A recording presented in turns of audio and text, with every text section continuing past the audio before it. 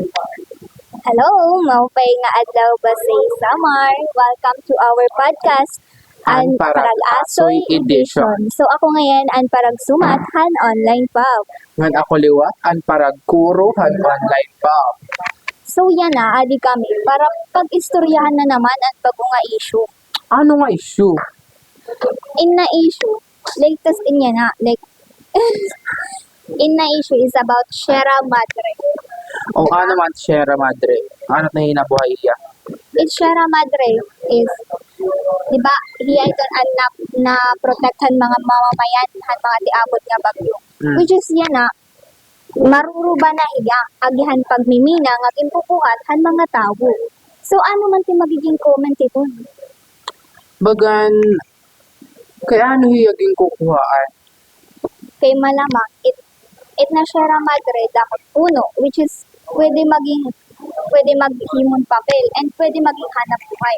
So ang mga puno gin kukuha gin papan basta mo na diya gimaman oto diya para imuon nga papel, which is nakakarubahan Sierra Madre and nakakapag-cause diyahiyahin baha sa mga mamamayan.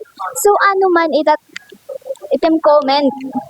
It akon comment kay para akon bagan nabatian ko na ini nga issue bagan kinitan ako ini news.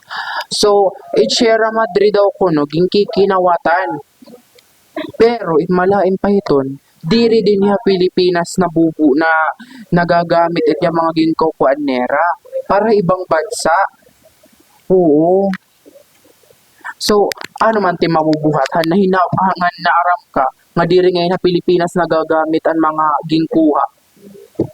So para pagat tang mayayakan na lang ito kung makakayahit mga Pilipino na protektahan it sarili nga aton, dapat bubuhaton ni rat era makakaya para protektahan it Sierra Madre, which is amot nagproprotekta mga tao ha mga tiabot nga mga kalamidad like hit bagyo.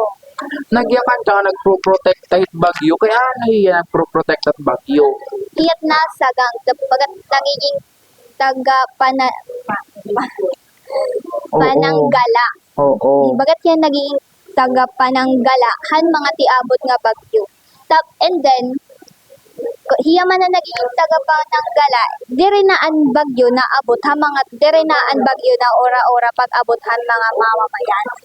Oo, imagine natin nga dadakuro talaga hiya nga bukid bulubundukon 500 plus kilometers dito na sa Luzon ha hiyat pinakahalabang mountain range din niya Pilipinas. So nakakalbo na hiya. Oo, kinita ko sa satellite pictures sa Sierra Madre nga nakakalbo na talaga kaging kukuhaan na hiya tapos nagiging color orange na hiya. Ano tat mayayakan hinihit mga kuan naton mga mamamati ha aton ano tat mayayakan ha era. So tang mayayakan na dapat himon naton itat makakaya para protektahan Sierra Madre. Dire dapat naton pabayan naging kukuha lahiyahan mga diri Pilipino and papakinabangan niya ibang bansa, which is aton man ito. As a Filipino, kailangan natin protektahan and protektahan ang sarili nga aton. So tak mayayakan ha iyo, dapat buhaton naton aton makakaya para protektahan ang aton kalugaringon Sierra Madre. Tama. Dapat diri kita magpapaperdihit korupsyon, kasakiman. Ngayon pag bisan maaram na kita nga may nagkakawat ha aton, kuan talaga papadayon talaga pini. Sana ani mo mga kinyakan buhaton han mga na magbamati aton. Salamat sa iyo nga tanan.